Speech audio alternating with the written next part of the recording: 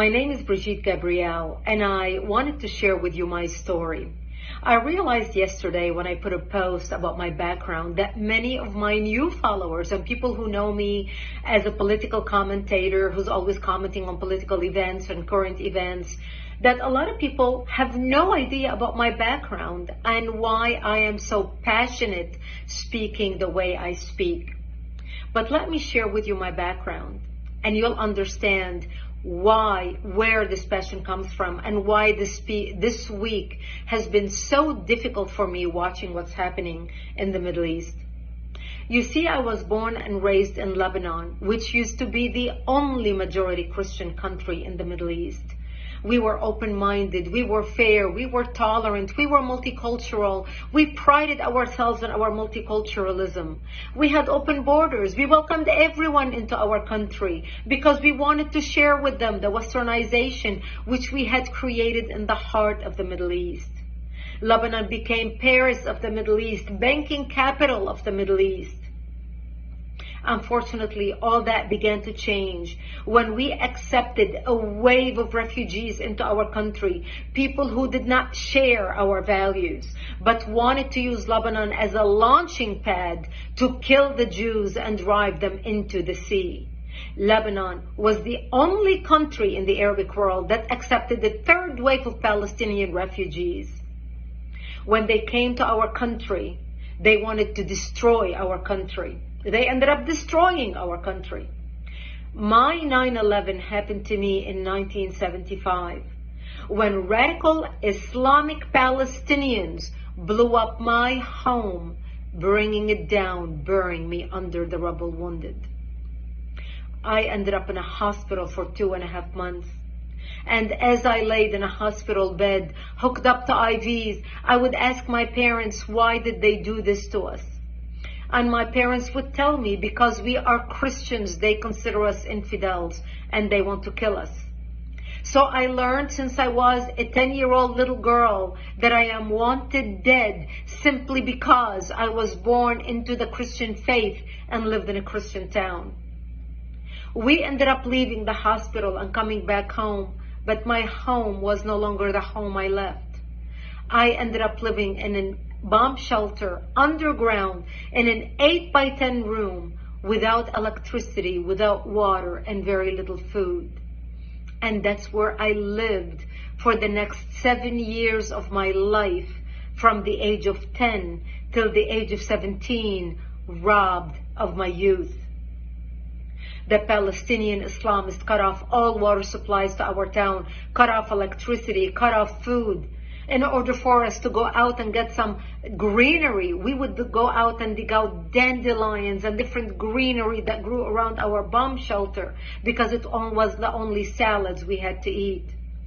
To get some water, we would crawl into a nearby spring to get some water because we were surrounded by Islamic Palestinian snipers shooting at us.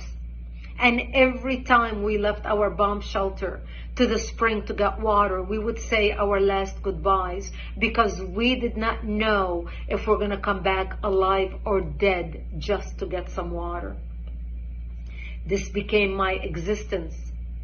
I remember a few years into the war, in the beginning we thought it's going to be a couple weeks, and then everybody's going to see the massacres that the Palestinians are doing to the Christians in Lebanon, how they put their heads together with the Muslims in Lebanon and declare jihad on the Christians, the massacres of children, the slaughter, even the crucifixion of Christian men on crosses. One of the famous city massacres was in the city of the Moor in Lebanon, where they massacred the whole town.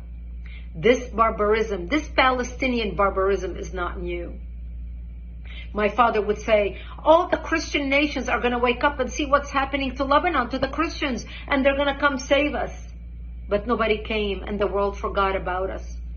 I remember 3 years after living in the bomb shelter, I was 13 years old, and one of our militia, one of our Christian friends stopped by.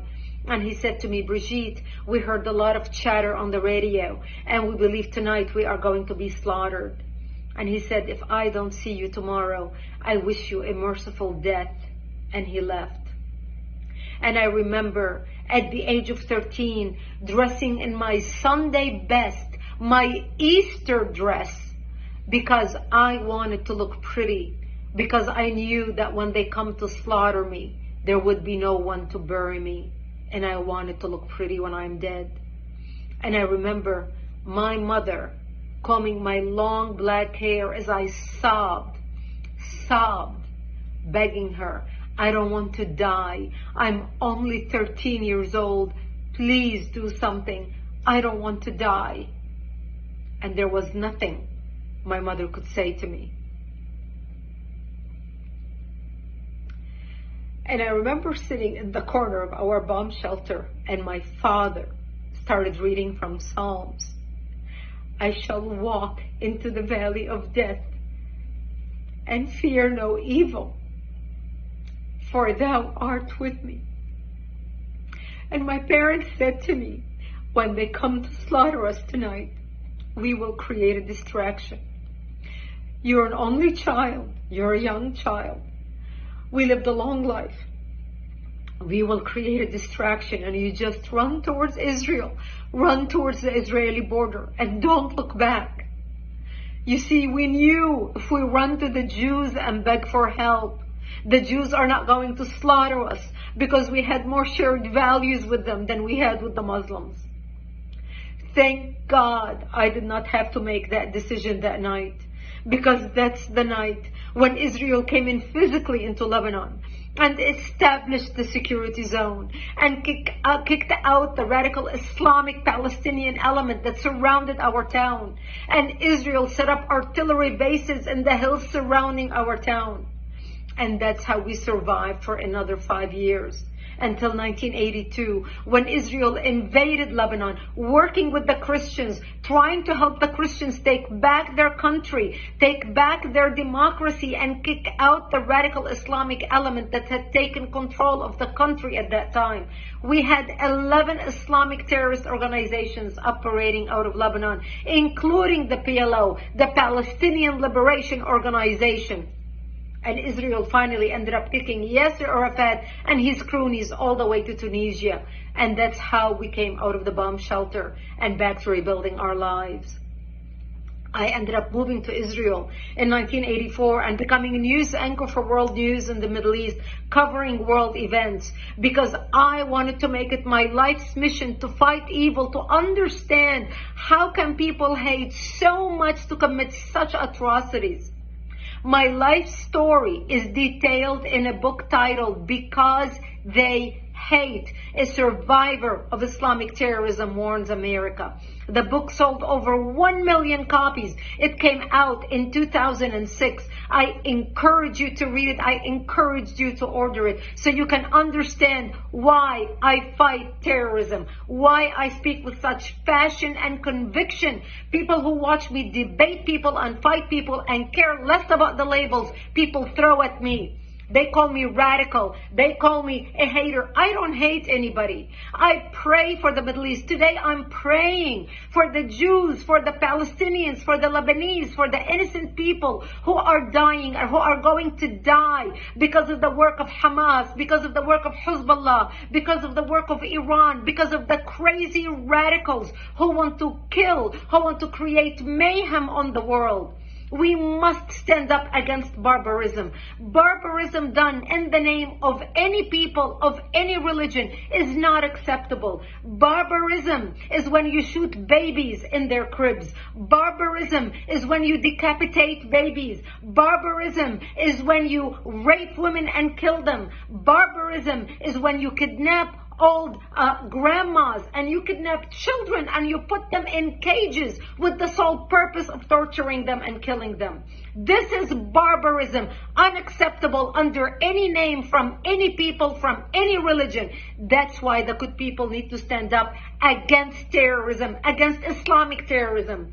Because what starts in the Middle East doesn't end in the Middle East. What starts in Israel doesn't end in Israel. This is a war against between barbarism and civilization. This is a war between democracy and dictatorship. This is a war between goodness and evil. We either win or they win. We need to fight to win. We need to stand up with Israel to win. This is our fight, and we